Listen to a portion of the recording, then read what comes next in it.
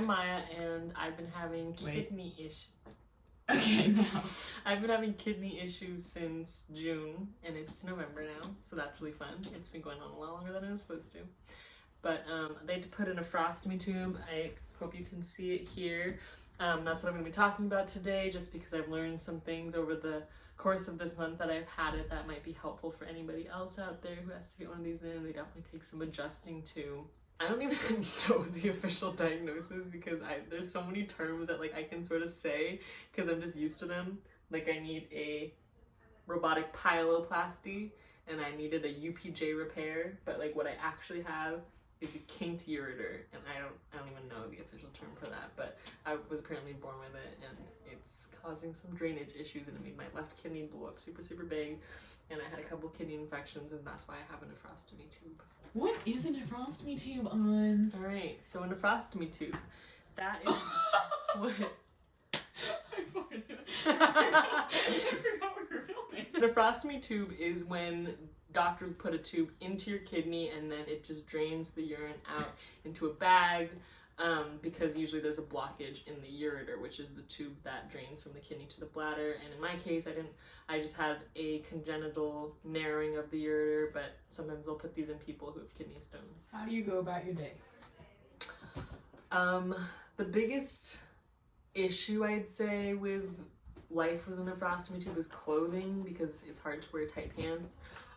You definitely have to attach it to your leg. I don't know if you guys can see it from here, but you have to put it on your leg so that it drains with gravity from the back. So when I first got this bag from the hospital, they came with these plastic straps that were super uncomfortable, and they would just basically slide down when I started walking. So that lasted like 10 minutes, and I was like, all right, I need to come up with something else. So then I had the idea of attaching a pocket to leggings. So I cut a pair of leggings, cut a little pocket out, and put it in there, but I found that as the bag filled up, it would like pull on the pocket, and that wasn't super great.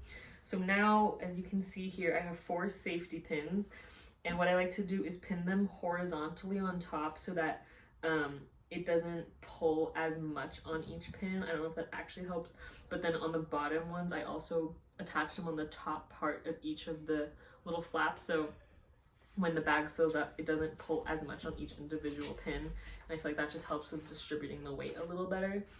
And then on top of the leggings, I'll just wear flowy pants and you can't really see them, and I find that that's the best method that works for me.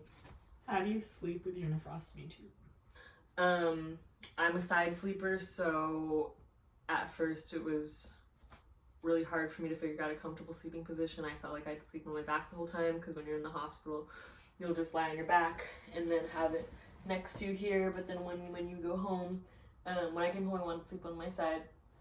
So what I have figured out works best for me is I take off all 4 pins, and then I'll pin the top 2 pins.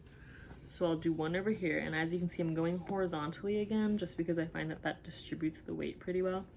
So I'll do one horizontally like that, and then pull the other side horizontally as far as that will go, and then do the same on that side.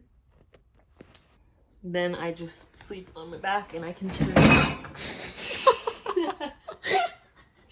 and so I generally start sleeping on my back, but I can turn to my right, and if I stay close to the edge, then it doesn't pull, and I can come a little bit farther into it, it still doesn't pull. And then I can also sleep on my left now too. If I stay close to the ledge, I just sleep on the tube. So I find that with this, I can sleep in all positions, and it still drains like with gravity. And then the other thing that I've found helpful is that the bag will fill up within a couple hours of going to sleep, because if you're drinking water throughout the day, then the first like 2-3 hours, the bag's gonna fill up, and it's probably gonna get too full by the time you wake up if you drink as much water as I do.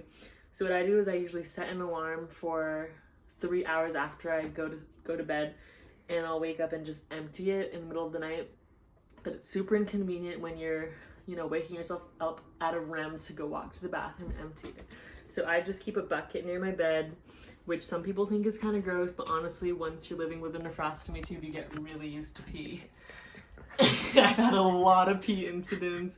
It does not gross me out anymore.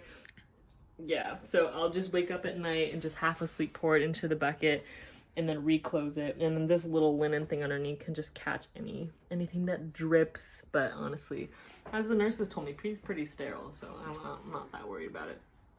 The one tip I have about tying this to the bed is to be really, really careful about getting up and remembering that it's buckled in here, because there was one time that I stood up really fast and forgot that I was buckled into my bed here, and I pulled the nephrostomy tube out of my back and I had to go to the ER and get it put in again. So when you tie yourself into bed, just remember that your pins are there. So how do you shower with a nephrostomy tube?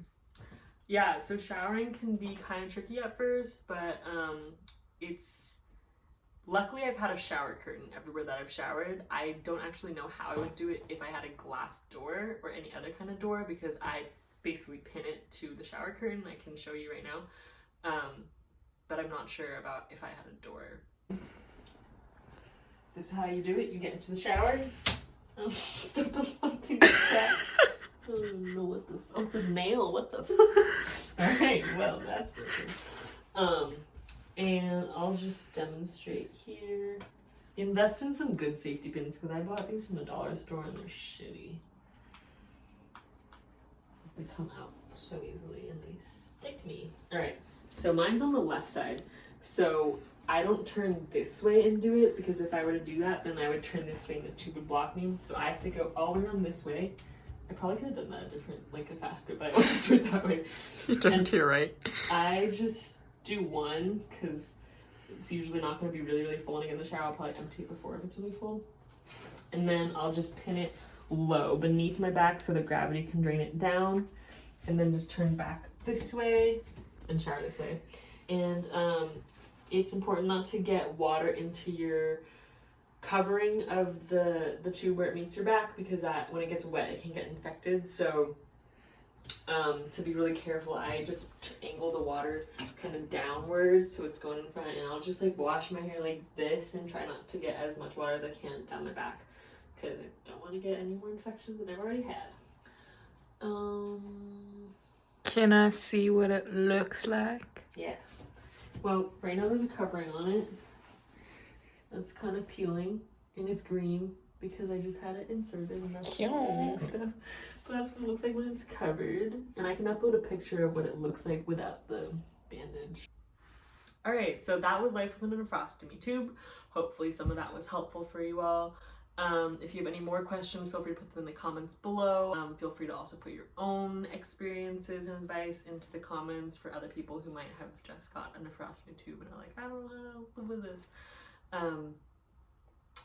Thanks for watching and good luck.